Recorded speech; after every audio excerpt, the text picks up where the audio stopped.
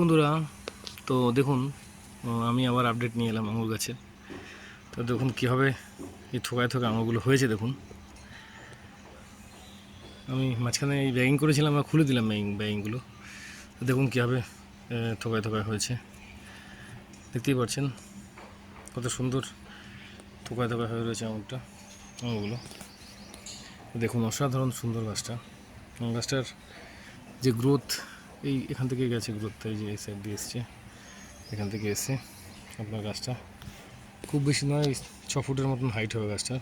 এবং এই লতানো নয়, কিন্তু ড্রপ ভ্যারাইটি, খুব সুন্দরভাবে হয়েছে আমগুলো। দেখতেই পাচ্ছেন কত সুন্দর হয়ে রয়েছে। তো এখানে দেখুন, এই যে থোকাগুলো দেখতে পাচ্ছেন কীভাবে হয়েছে, এবং অসাধারণ সমস্ত ফলগুলো ফুলে আছে। একটু বড় হলে আমি তারপরে এগুলোকে ব্যাগিং করবো আবার। দেখুন এই ভ্যারাইটিটা। আর একটা কথা, এর যে মানে এটা যদি এর কাটিং থেকে আমি চারা বানাবো, যদি আপনাদের দরকার পড়ে তো অবশ্যই কমেন্ট করে আমাকে জানাবেন।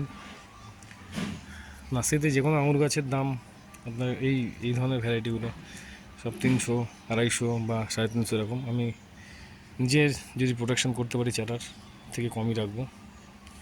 তো যাই হোক বন্ধুরা, আপনারাও বাড়ির ছেদে একটা করে অন্তত আঙুর লাগান, এই ধরনের ভ্যারাইটিগুলো লাগান, যেগুলো গাছ খুব বেশি বড় হবে না, ড্রপ টাইপের থাকবে, মানে ছোটোখাটোর মধ্যে গাছ হবে এবং ফলনও এভাবে হবে।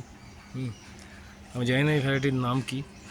এই ভ্যারাইটি আমি এনেছিলাম, আমাকে দিয়েছিল নার্সারি থেকে সবুজ আঙুর, কিন্তু এটা হয়ে গেছে পুরো রেড, এবং পাকলে পরে অসাধারণ কালার হয়ে যাবে। প্রত্যেকটা মানে থোকাগুলো আরও ফুলবে এবং লাল হবে। খুব সুন্দর একটা ভ্যারাইটি। এর আগের বছর ফ্রুটিং হয়েছিল, এর আগের বছরে এক থোকা হয়েছিল।